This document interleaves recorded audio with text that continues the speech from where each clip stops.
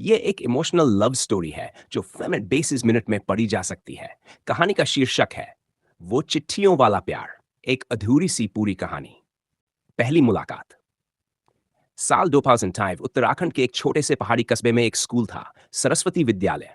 रात जहां 10वीं कक्षा में पढ़ता था आर्व, एक शांत और समझदार लड़का। वहीं उसी साल एक नई लड़की ने स्कूल ज्वाइन किया, मेगा। लेकिन अपनी माँ के साथ नानी के घर घर रहने आई थी कुछ महीनों के लिए। मेगा पढ़ाई में तेज थी और बोलने में भी। और मेगा की पहली मुलाकात एक डिबेट कंपटीशन के दौरान हुई। आर्व कम बोलता था, मेगा ज्यादा, पर दोनों की बातें धीरे धीरे एक दूसरे के लिए खास बनने लगी। दोस्ती से कुछ ज्यादा बारिश की एक शाम स्कूल से लौटते वक्त मेगा की छतरी उड़ गई और वो भीग रही थी।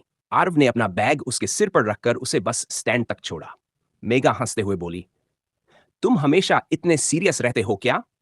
आरव मुस्कुराया, नहीं, पर तुम्हारे साथ कुछ अलग लगता है। उन दिनों मोबाइल फोन आम नहीं थे, तो दोनों एक दूसरे को चिट्ठियां लिखने लगे। हर हफ्ते आरव उसे एक छोटी कविता, एक नोट, एक गुलाब के फूल के साथ देता और मेघा उसे जवाब में छोटे छोटे चित्र बनाकर देती। धीरे धीरे दोनों को समझ नहीं आया कि ये दोस्ती कब प्यार बन गई। बिछड़ने का मौसम। मेघा का परिवार कुछ महीनों बाद वापस शहर जाने वाला था। आखिरी दिन स्कूल में दोनों ने कुछ नहीं कहा। मेघा बस एक चिट्ठी देकर चली गई। उसमें लिखा था, आर्व, मैं तुमसे कुछ कहना चाहती थी, पर शब्द नहीं मिले।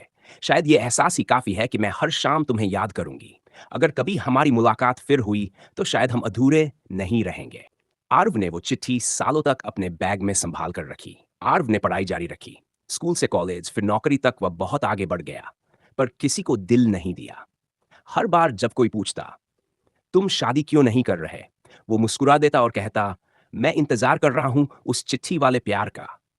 वो हर साल गर्मियों में उसी स्कूल की पुरानी बेंच पर जाकर बैठता जहां कभी मेघा हंसती थी। आरव अब एक कॉलेज में प्रोफेसर था। एक दिन कॉलेज में एक आर्ट वर्कशॉप हुई और उसमें एक अतिथि कलाकार आई, मेघा वर्मा। आरव की सांसें रुक गईं। मेघा थोड़ी बदल चुकी थी, लेकिन आंखें वैसी ही थीं। वो उसकी ओर देखती रही, फिर धीरे से बोली, तुमने अब भी चिट्ठियां संभाल कर रखी हैं?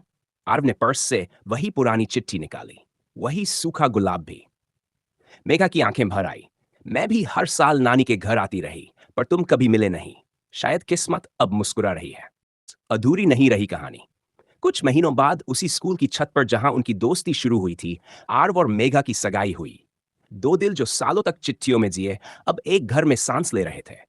उन्होंने अपनी शादी का कार्ड इस पंक्ति से शुरू किया, यह सिर्फ शादी नहीं है, ये दो चिट्ठियों का मिलन है जो कभी डाक से नहीं, दिल से पहुंची। सच्चा प्यार न वक्त मांगता है न हालात। अगर प्यार सच्चा हो तो एक चिट्ठी भी रिश्तों की नींव बन जाती है।